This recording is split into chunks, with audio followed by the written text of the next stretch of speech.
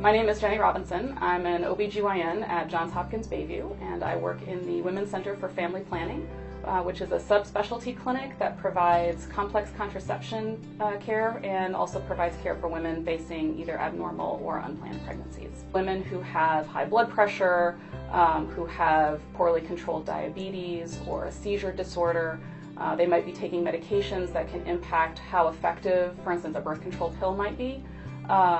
Or there can be women that having pregnancies might actually be detrimental to their health. So a woman who's had a history of a blood clot, for example, it would be really important for her to avoid pregnancy until she's ready to plan it and can do so safely. So that makes the choice of a safe and effective birth control method a little bit more complex. This is a chart that we often use when talking to patients about what their contraceptive options are. And it lays out all the different available contraceptive methods by efficacy. So the methods that you see at the very top are the most effective ones. So they have the lowest risk of failure, the lowest risk of an unplanned pregnancy.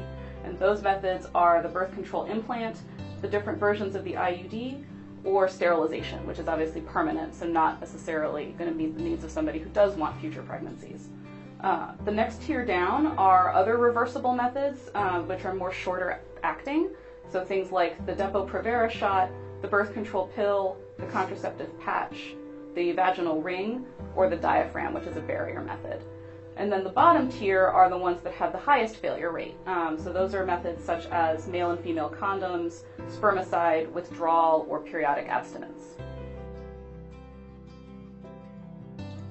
So this is an example of one of the intrauterine devices, which is a long-acting reversible birth control method. This is the copper IUD, which is approved for use for up to 10 years.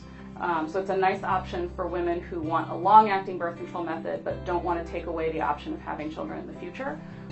It's also a really nice method for women who want to avoid hormones, since there's no hormone that's part of this IUD. The way it prevents from pregnancy is the copper actually interferes with how sperm are able to fertilize an egg. So it doesn't change a woman's menstrual cycle, and there's no hormones in it whatsoever. So if a woman has a medical reason why it would be unsafe for her to use hormones, this might be a nice option for her. So other options within the family of intrauterine devices are the hormonal IUD, and there's currently two that are available. The one is developed or was designed for use for up to 5 years, and the other is designed for use for up to 3 years. The major difference is the dose of hormone that's present in the IUD, so the one that lasts for 5 years has a higher dose. And the one that lasts only for 3 years is a little bit smaller, so it's been specifically designed for women who've never been pregnant before.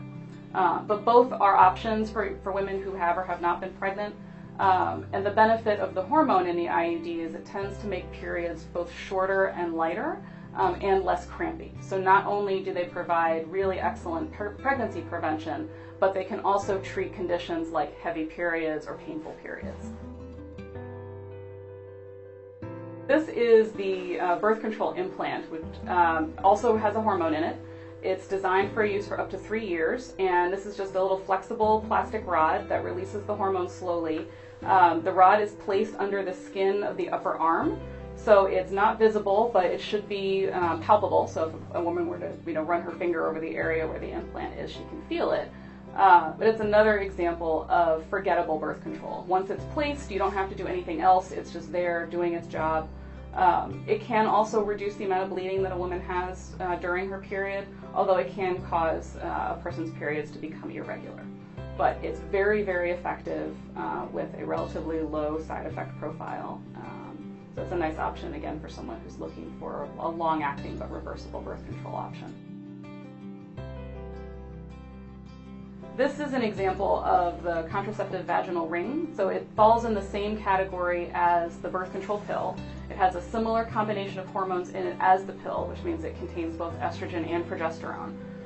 But instead of a pill that you have to take every day, the ring is placed in the vagina just once a month. So it's a little bit easier to manage if somebody's having a hard time remembering a daily pill.